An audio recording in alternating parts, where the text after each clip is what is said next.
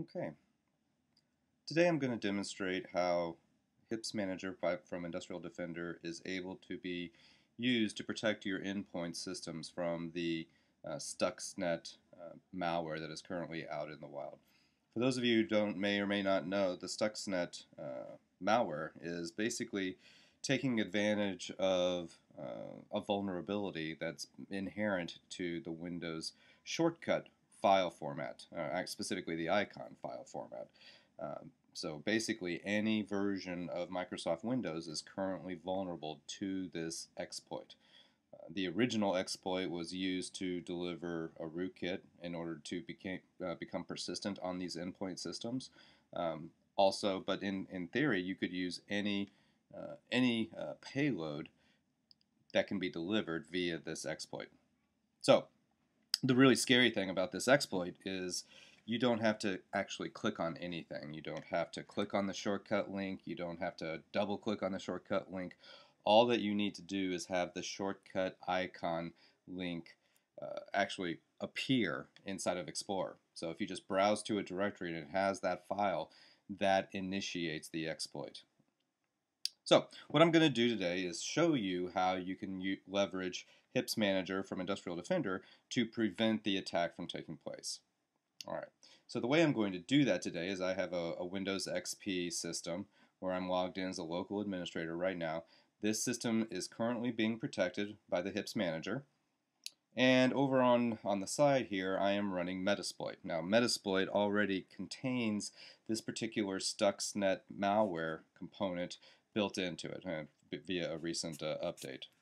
But Metasploit does a wonderful job of making it easy to build and do penetration testing via many different exploits out there. And then Stuxnet just happens to be one of many. So what I'm going to do is actually search through all of the different exploits currently contained within Metasploit for the one that I want to use, which is right here.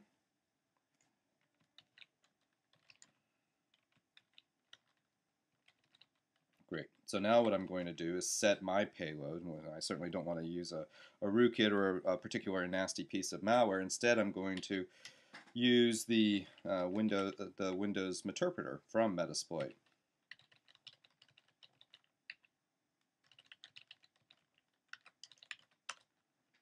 Okay, so there are a few variables that I need to set. We'll take a look at the options.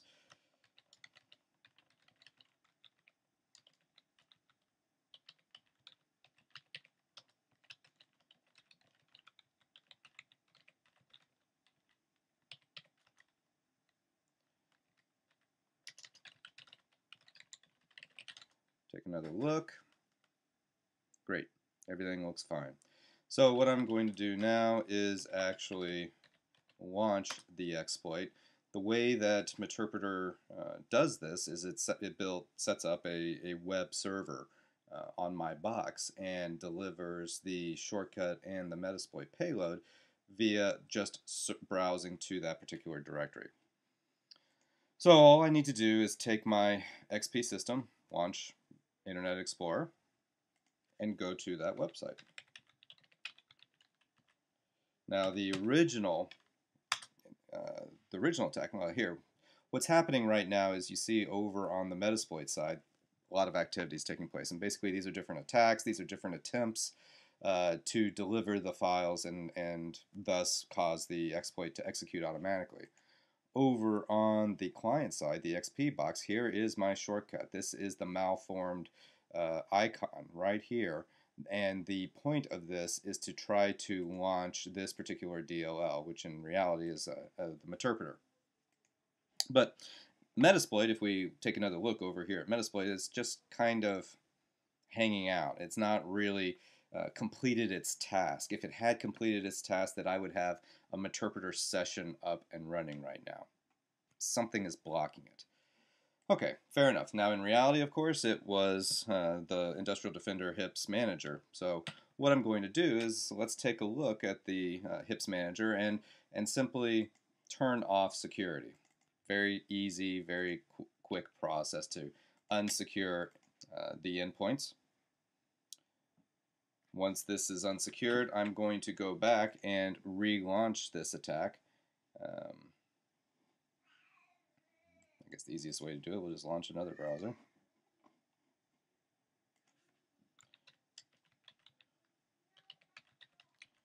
Alright, so we'll launch it again.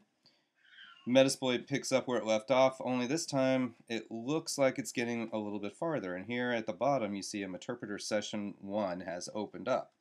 So if I get a listing of my existing sessions, there you go. You see I have one Meterpreter session set up. Now some of the more interesting things that you can do once you interact with a session is, well, basically almost anything. I can come up with a list of all running processes on this box.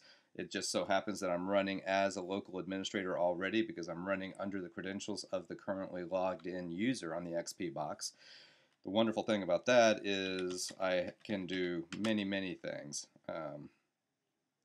If I could type. So I can grab a hash dump. Now, a hash dump is going to show me all of the user IDs and the hashes for the password so that I can, at my leisure, take these hashes and run them through any number of password crackers that are available out there. Other things I can do. I can open up a remote shell on that box. So now I'm actually on that particular endpoint system. I could do any number of things. I can pull up a list of the users again. I could even create another user.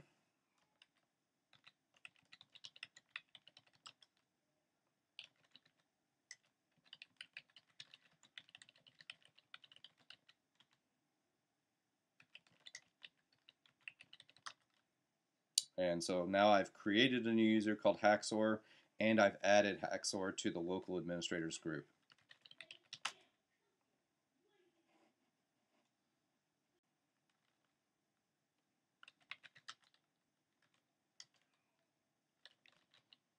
You can also do some other interesting things, such as take a look at the network routing table that's on the remote system as well. From this point on this particular XP system, now I can pivot, if I wanted to an internal system that's on the same network as my victim XP system that I've just attacked. And routing tables are an excellent way of finding out other subnets that may be back behind the firewall. Okay, so I hope this was informative. I was able to show you how HIPS Manager from Industrial Defender was successfully able to prevent the attack. Not only was it able to prevent the attack, but the act of the attempt of the attack actually was actually logged and being captured and sent off via syslog to the Industrial Defender SIM. So, hope this was helpful. If you have any more questions, please feel free to contact Industrial Defender. You can get much more information on www.industrialdefender.com. Thanks.